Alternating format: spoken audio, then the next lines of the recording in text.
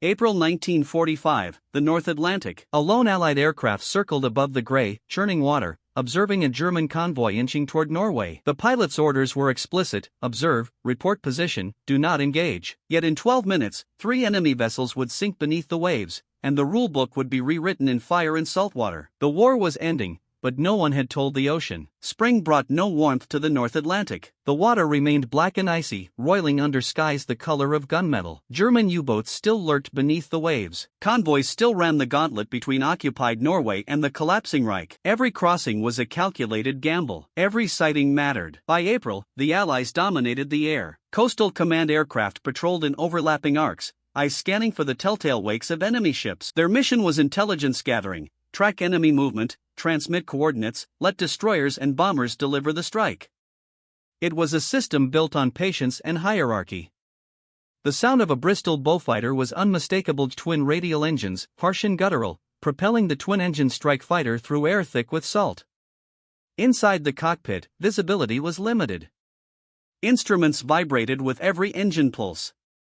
The smell was oil, metal, and cold sweat. Hours of emptiness were punctuated by seconds of chaos. Flight Lieutenant Kenneth Campbell Moore was not bred to be a warrior. He was 24. Before the war, he studied engineering at Cambridge, preferring to solve problems over following scripts. His logbook recorded hundreds of patrol hours, reconnaissance, weather observation, submarine spotting. He had never fired his guns in anger. He had never needed to. On this patrol, he flew armed reconnaissance off the Norwegian coast. His Beaufighter carried 4 20mm cannons in the nose, 6 machine guns in the wings, and 8 rockets beneath the fuselage. They were contingencies, for self-defense or authorized targets of opportunity. Standing orders were clear: do not engage capital ships without support, do not deviate from the mission profile, report and return. Behind him, Sergeant Thomas Reed, his navigator, sat in the cramped fuselage. Reed managed the radio, charts, and calculations that kept them from flying into a mountainside or running out of fuel over open water. They had flown together for 9 months, knew each other's breathing patterns, spoke only when necessary. The patrol grid stretched 200 miles of empty ocean. They flew it twice a week. Most days they saw nothing: whitecaps, fog banks, the occasional fishing trawler. Once, a pod of whales appeared on radar like a ghost flotilla. Today was different. At 1,400 hours, Reed spotted movement first. 3 shapes on the horizon moving south in loose formation. He tapped Moore's shoulder and pointed. Moore banked left, dropping altitude. The silhouettes sharpened into merchant vessels of medium tonnage, flanked by 2 smaller escorts, a textbook coastal convoy hugging the fjords for protection. Moore circled at a distance, keeping the sun behind him, noting heading, speed, and composition. Reed scribbled coordinates and began encoding the transmission. By the book: observe, report. The convoy would be logged, analyzed, and possibly struck by a strike package tomorrow. The system functioned because everyone stayed in their lane. Moore watched the ships plow through the swells. They moved neither fast nor erratically, believing themselves safe close to shore beneath the shadow of German air cover. But no enemy fighters patrolled the skies today. No flak burst. Just 3 cargo ships moving slowly toward a port incapable of defending itself. Moore considered tonnage, cargo, ammunition, fuel, troops, supplies for a garrison that would continue fighting even as Berlin burned. He thought of the strike package that might arrive tomorrow, the weather window that might close, and the chance these ships would unload tonight and disappear by dawn. Reed finished the transmission. Message sent. Mission complete. They should have returned home. Moore did not. He continued circling, studying the convoy's geometry. Escorts were small, lightly armed marine patrol boats. Merchant ships were spaced 400 yards apart. No evasive maneuvers, no smoke, no indication they had spotted the Beaufighter. Conditions were nearly perfect: calm sea, clear sky, no enemy air. He felt the weight of the rockets beneath his wings. He knew the doctrine, the chain of command, and also knew that in 12 hours these ships would be unloaded and supply men who would kill Allied soldiers. Reed sensed hesitation. He asked if they were heading back. Moore paused. Then he told Reed to calculate an attack vector. Another pause. Reed reminded him of the standing order. Moore acknowledged it and banked the Beaufighter into a wide turn, lining up on the rearmost merchant ship. Kenneth Moore had not been trained to disobey. He grew up in Sussex, the son of a postal clerk and a schoolteacher. Childhood was orderly books and cricket, Sunday roasts and evening prayers. He learned that systems worked when people trusted them, that rules existed for reasons,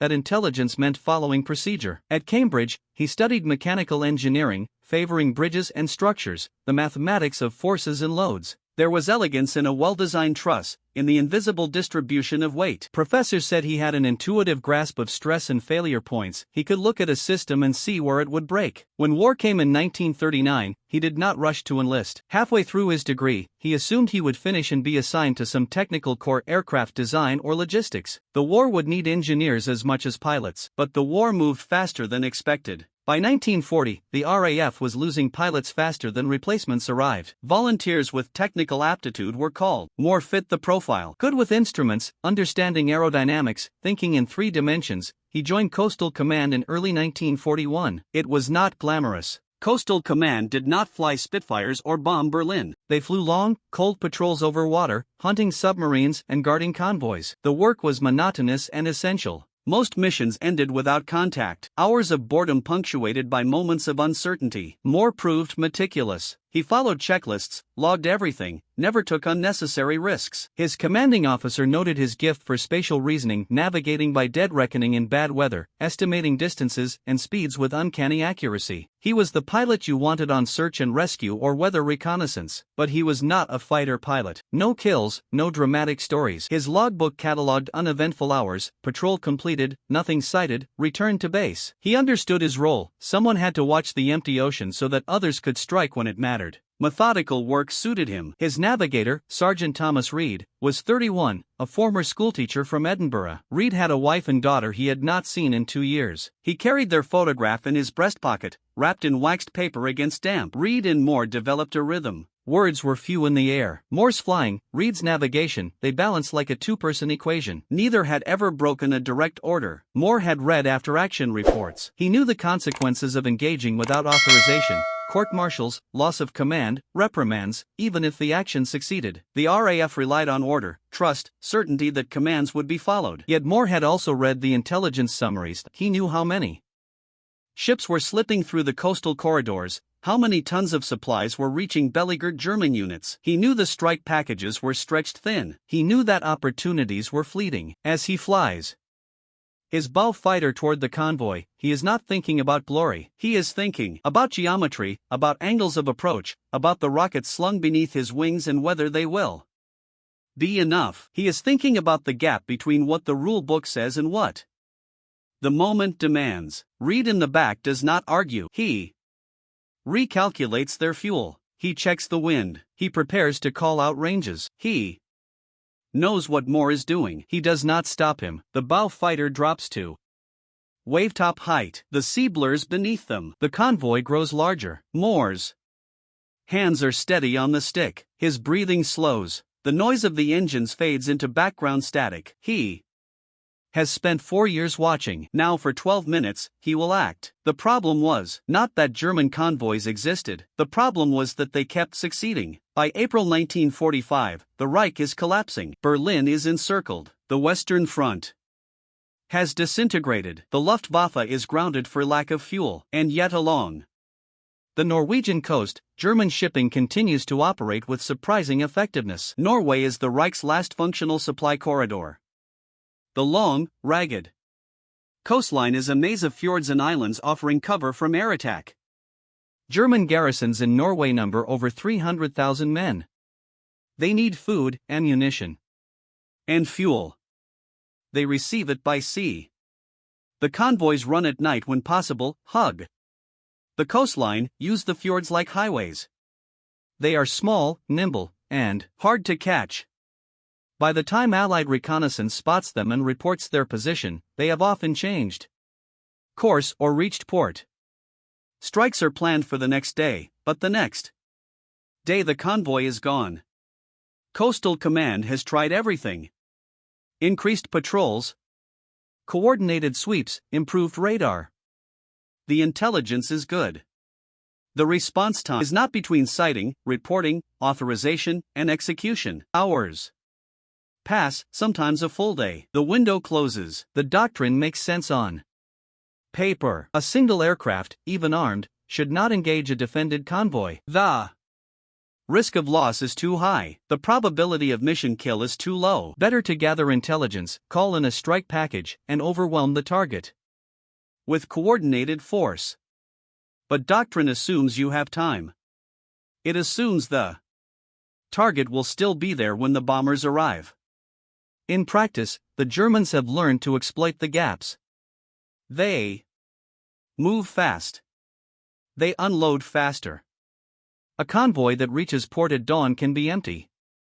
By noon, the cargo disperses into the mountains, into tunnels, into bunkers. Bombing an empty ship achieves nothing. Allied commanders know this. They see the pattern. They see supplies reaching units that should be starving. They see coastal guns that should be silent still firing. They see resistance that should have crumbled still holding. But changing doctrine is slow. Authorizing independent strike authority for reconnaissance pilots is risky. What if they hit a neutral vessel? What if they misidentify a target? What if they get shot down trying to be heroes? The calculus is cold. Better to lose some cargo than to lose aircraft and crews. Moore understands this calculus. He has sat through the briefings. He has heard the logic. He does not disagree with it in principle. But principle does not account for the moment when the target is in front of you undefended and unaware. The convoy he is watching is carrying something. He does not know what. It could be food. It could be artillery shells. It could be mail and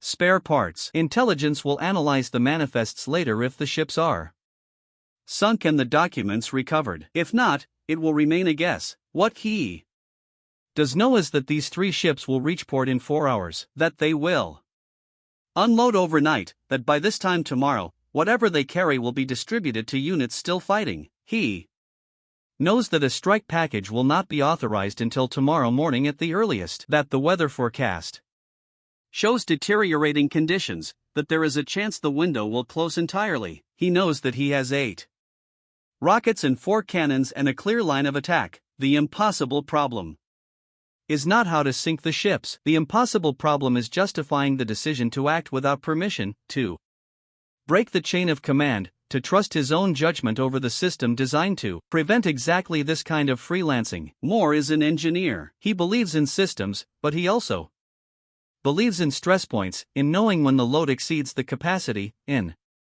understanding when the structure will fail if you wait. The convoy is the load. The system is too slow. The moment is now. He does not radio for permission. There is no time and he knows the answer. He arms the rockets. He throttles forward. He commits. The first thing he notices is the absence of flak. Moore comes in low and fast, skimming the wavetops at 200 knots. The roar of the bow fighter engines should alert the convoy, should trigger defensive fire, should bring the escorts racing toward him with guns blazing. Nothing happens. The ships plow forward, oblivious. The escorts maintain formation, no smoke, no alarm bells, no sudden turns. He realizes they think he is German. Coastal aircraft are rare in these waters now. Allied or Axis, it does not matter. A twin-engine plane at this altitude in this sector is most likely a German patrol. The convoy has no reason to fear it. Moore uses the confusion. He angles toward the rearmost merchant ship, a mid-sized freighter riding low in the water. Heavy cargo, full hold, the kind of target that matters. Reed calls out range, 1,200 yards. 1,800, Moore's thumb hovers over the rocket release.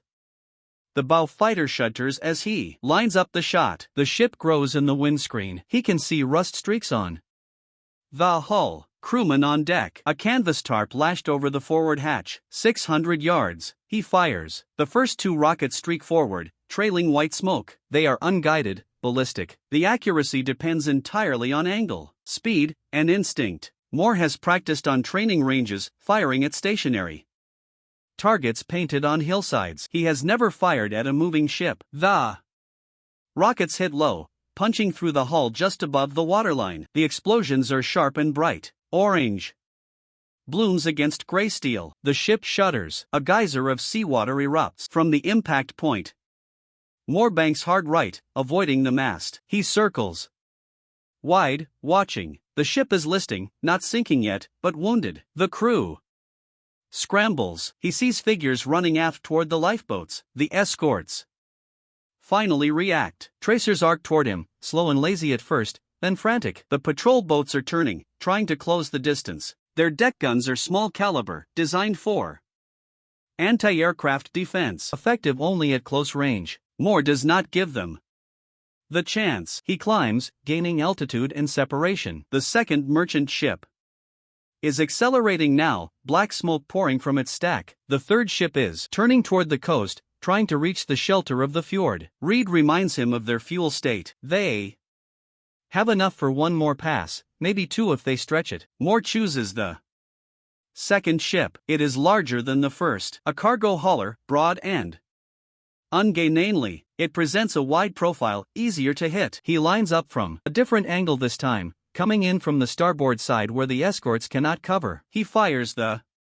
remaining 6 rockets in 2 salvos, 3, then 3 more. The first salvo misses, splashing into the sea ahead of the bow. The second salvo connects. 2 rockets strike amidships. 1 hits the superstructure near the bridge. The detonations are louder this time, deeper. Something secondary ignites. A column of fire shoots upward, followed by thick black smoke. The ship does not slow. It cannot. Momentum carries it forward even as flames spread along the deck. Moore watches as the crew abandons the bridge. Men leap into the water. The patrol boats move to recover them, pulling away from their escort duties. The third ship is near the fjord entrance now. It has a chance. If it reaches the narrows, Moore cannot follow.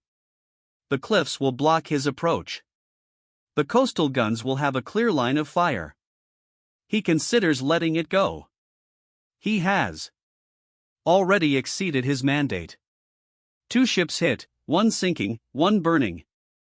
It is enough, more than enough.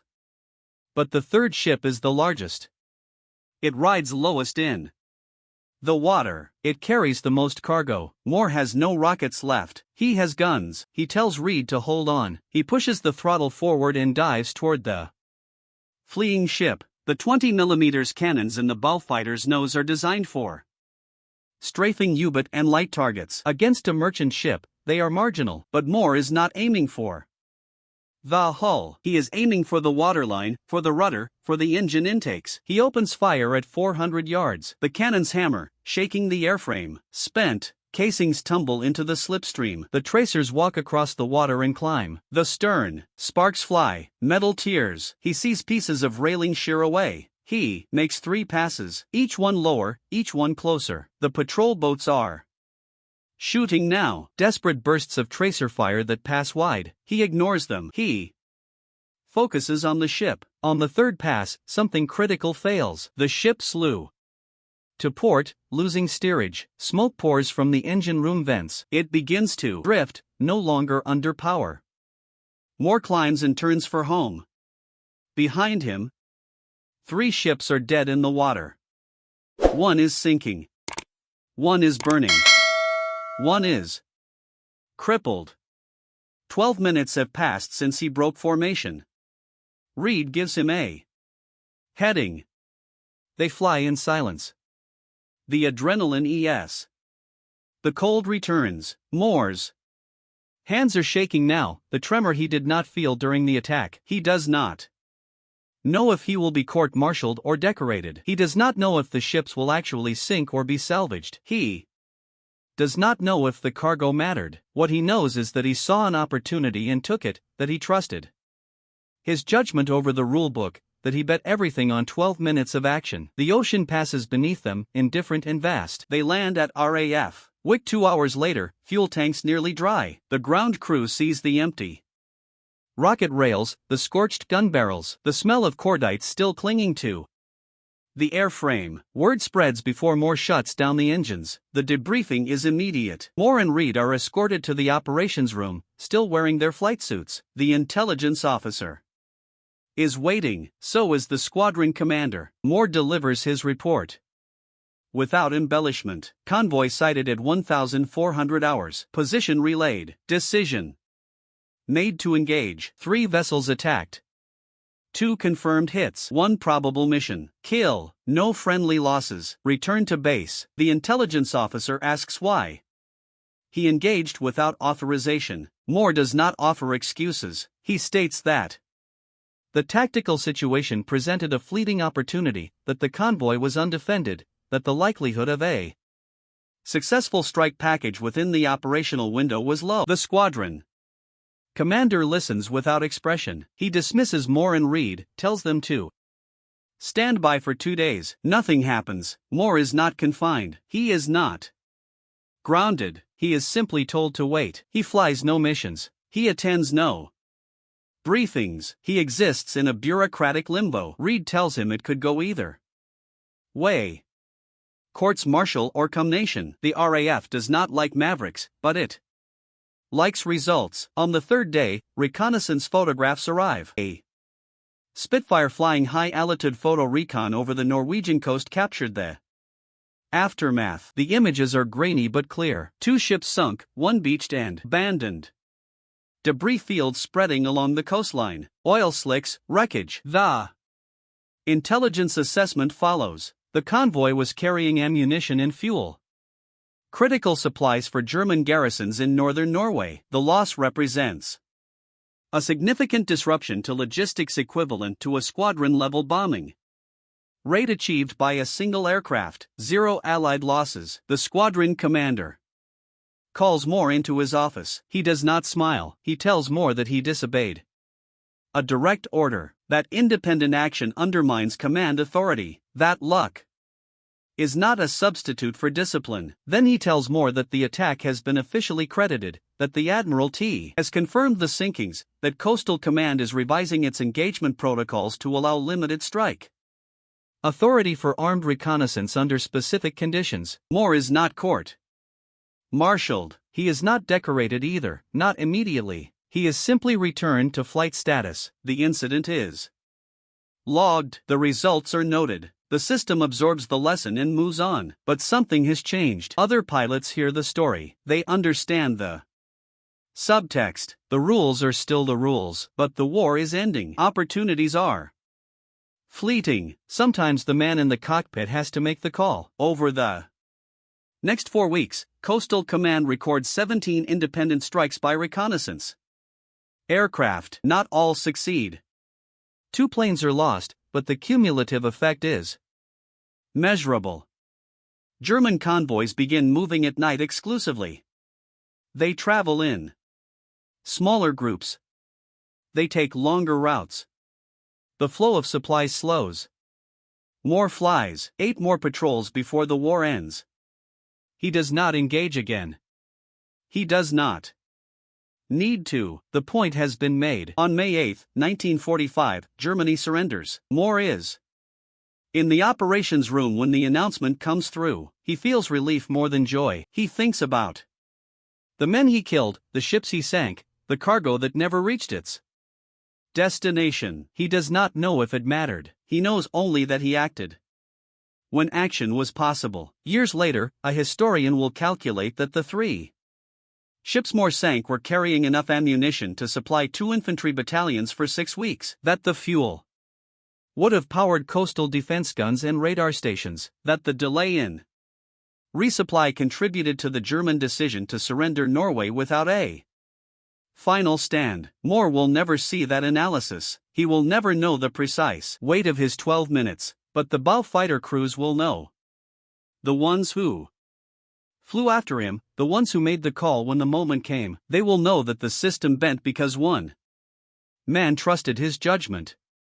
That the war was won in 1,000 small decisions made by people who saw what needed to be done and did it. The attack is recorded in Coastal Command logs as a routine engagement. No medal, no headline, just a line in a ledger. 3 ships, 12 minutes, 1 pilot who broke the rules. Because the rules were too slow, the ripple begins small. Within a week of Moore's engagement, Coastal Command quietly revises its rules of engagement. Armed reconnaissance aircraft are now authorized to strike targets of opportunity under defined conditions, undefended or lightly defended convoys, confirmed enemy vessels, favorable tactical circumstances, with no requirement for prior authorization if immediate communication is impossible. The wording is careful. It does not sanction recklessness. It does not invite freelancing, but it acknowledges reality, that war moves faster than radio signals, that the pilot in the air possesses information the commander on the ground does not, that trust must flow both ways. The revision is distributed without fanfare, a single-page amendment to the standing operational procedures. Most pilots never read it, but squadron commanders do,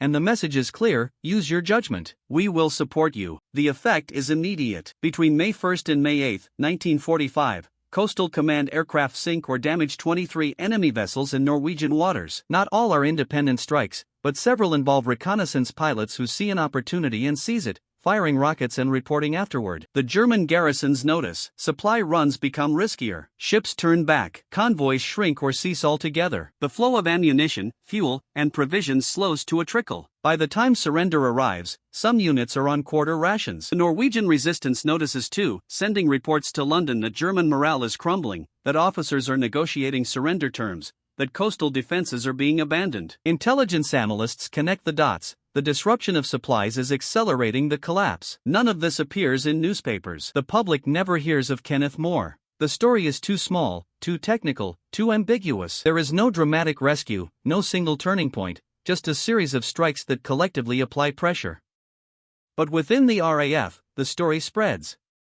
More becomes a case study, not a hero, a data point, an example of how initiative and discipline coexist, how trusting the man in the cockpit can enhance effectiveness without sacrificing control. After the war, the lessons are codified. The RAF analyzes hundreds of engagements, seeking patterns. What succeeded? What failed? What rules aided? What rules hindered? Moore's attack appears in a classified study on decentralized command in fluid combat environments. The analysis is dry, academic, but the conclusion is unequivocal. Rigid adherence to authorization protocols resulted in missed opportunities, while limited engagement authority for experienced reconnaissance pilots increased operational tempo and target saturation without significantly increasing losses. The study shaped doctrine for the next generation. During the Cold War, the RAF trained pilots to think independently, to assess targets, to make decisions under uncertainty. The phrase "commander's intent" became central: know the mission, understand the objective, and use your judgment to achieve it. Moore never saw the study. He never knew his name appeared in it. He also never learned the full cost of his decision. The German freighter he struck first, the one that listed and began to sink, carried forced laborers in its lower hold, Norwegian civilians conscripted to work in German factories. When the ship went down, 37 drowned, trapped below deck. After the war, the British Admiralty investigated, cross-referencing survivor testimony in German shipping logs. They confirmed the casualties and classified the report. There was no trial, no blame assigned. It was war. The ship was a legitimate target. The deaths were filed as collateral damage. Moore was never informed. The decision was made above his clearance. There was no benefit to telling him, no policy to amend. Just a tragedy folded into a larger tragedy. Yet the data was recorded, and future analysts studied it. They would weigh the 37 against the battalions left unsupplied, debate acceptable losses in the fog of war, and conclude coldly that Moore's decision was statistically justified. Moore would not have agreed. He was an engineer. He believed in precision, in knowing exactly what he was striking, in minimizing variables. But war offered no precision. It offered moments, choices made with incomplete information, actions taken because inaction was also a choice. The 37 dead did not appear on any memorial. Their names were lost in the chaos of occupation and liberation. They were footnotes in a footnote, yet they were part of the equation, part of the cost of 12 minutes, part of the reason the rules existed in the first place. The ripple was never clean. It never is. Kenneth More left the RAF in 1946 and returned to Cambridge to finish his degree. He did not speak of the war. When asked, he said he flew patrols, that it was mostly dull, that he was fortunate. He married in 1948 and worked as a civil engineer, designing bridges in the Midlands, span calculations, load tables, stress analysis. The work was quiet and methodical. He liked it. He rarely thought of the convoy. When he did, it was neither with pride nor regret. It was with distant curiosity, wondering about the variables he could not see, the decisions made by others as a consequence of his choice. In 1963, he received a letter from the Air Historical Branch. They were compiling Coastal Command records and asked if he would discuss his April 1945 engagement. Polite, formal, assuring him it was for archival purposes. He replied, declining. He claimed his memory was unreliable, that the official logs contained the details, that he had nothing to add. It was not entirely true. His memory was precise. He remembered the approach, the weight of the rockets releasing, the shudder of the first ship when struck, Reed's calm voice calling ranges over the intercom, the silence on the flight home. But he did not wish to revisit it, not because it haunted him, but because it was finished. The war was over. The ships were gone. Those who died on both sides were buried or forgotten. There was no insight to extract, no lesson to justify reopening the file. He lived quietly. He retired in 1979. He gardened. He read. He died in 1987 at the age of 66 from a heart attack while pruning roses. His obituary mentioned his RAF service. It did not mention the convoy. His logbook was donated to the RAF Museum at Hendon. It rests in a climate-controlled archive, catalogued and preserved. Researchers occasionally consult it, noting the entry for April 18, 1945, patrol completed, engagement conducted, 3 vessels struck, return to base. The entry is factual, sparse. It does not convey the 12 minutes. It does not explain the decision. It simply records that something happened. Years later, a documentary filmmaker discovered the story. He wanted to cast Moore as a hero, with dramatic reenactments and a narrative of defiance and courage. He contacted Moore's widow, seeking interviews, letters, photographs. She refused, saying her husband would not have wanted it, that he did his duty, that the war was full of people who did their duty, that there was nothing extraordinary about 12 minutes. The filmmaker was frustrated. He did not understand. The story had all the elements: risk, initiative, impact. But she was right. Moore would not have wanted it because he knew the cost. He knew the 37 names that never made it into his report. He knew that heroism is a word people use when they do not want to count the dead. He knew he made a choice, that the choice had consequences, that some saved lives and some ended them. You do not get to choose which ones count. The war was not won by heroes. It was won by those who acted when action was necessary, who trusted their judgment, who lived with the results. Moore's 12 minutes changed engagement protocols, influenced doctrine, denied supplies to the enemy, and ended lives aboard a ship carrying more than cargo. It is not a story with a moral. It is a story with a cost: the cost of deciding, the cost of acting, the cost of trusting that the moment before you matters more than the rulebook behind you. Moore understood that cost. He paid it. And then he returned to building bridges, calculating loads, and living quietly in a world that moved on. The lesson is not that he was right. The lesson is that someone must choose, that war does not wait for perfect information, that the man in the cockpit in that moment must weigh what he knows against what he fears and decide. Sometimes the rules are too slow. Sometimes the system cannot see what the individual sees. Sometimes 12 minutes are all you have, and sometimes that is everything.